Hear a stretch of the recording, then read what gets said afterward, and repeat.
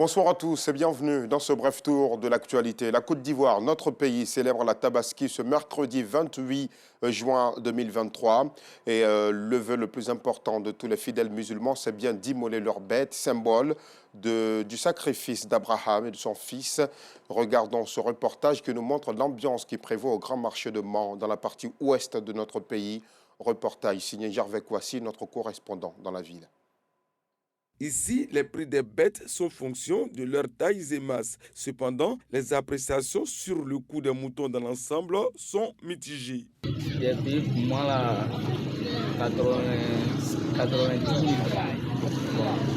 Comme on fait ça à Côte d'Ivoire, donc on ne peut pas trouver que c'est cher. Le prix des moutons de cette année, c'est très élevé. On ne peut même pas en acheter. C'est très élevé, très cher.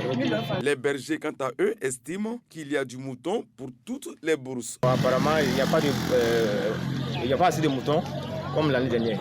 Il y a tous les prix. Les prix varient entre 60 000, 70 000 jusqu'à 300 000. Pour l'instant, les vendeurs de bétail disent ne pas réaliser de bonnes affaires, mais espèrent que la clientèle prendra du volume d'ici le jour de l'Aïd el-Kébir. En tout cas, ça ne marche pas. Ouais. En tout cas, ça ne marche pas. Et d'ici demain, là, c'est que ça serait mieux, ça serait bon même.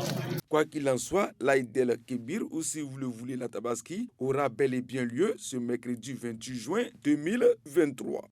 Et puisque nous parlons de l'islam, sachez que les pèlerins au Hajj 2023 ont passé l'étape de la Oumra, le petit pèlerinage. Ils ont entamé depuis ce matin du 26 juin, et ce jusqu'au 1er juillet 2023, les rites du pèlerinage.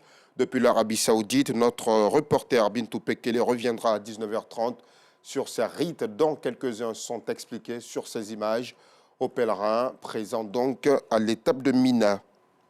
La journée de l'opportunité et de la motivation des jeunes est officiellement lancée.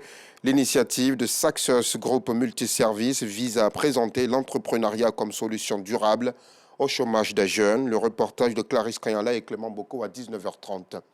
Hors de nos frontières, au Gabon, le Conseil des élections, l'organe chargé d'organiser les élections présidentielles, législatives et locales, propose la date du dimanche 26 août 2023. La date limite de dépôt des candidatures pour ces trois élections serait le 11 juillet et la campagne électorale officielle pour la présidentielle irait du 11 août à minuit au 25 août à minuit. Mais avant, le gouvernement doit entériner cette date. Déjà dans les rangs de l'opposition, une quinzaine de personnalités ont annoncé leur intention de se présenter. Le président sortant, Ali Bongo Ondimba, 64 ans, n'a pas encore annoncé sa participation à cette élection.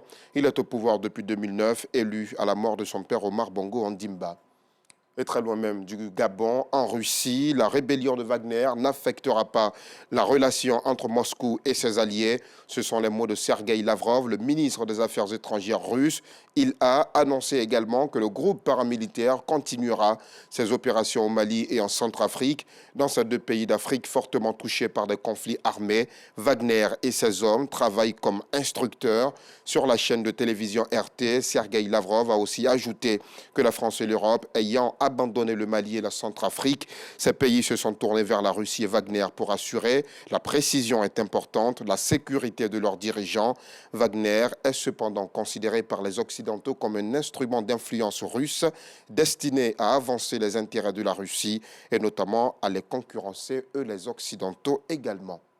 C'est la fin de ce bref tour de l'actualité. On se retrouve à 19h30 pour la grande édition.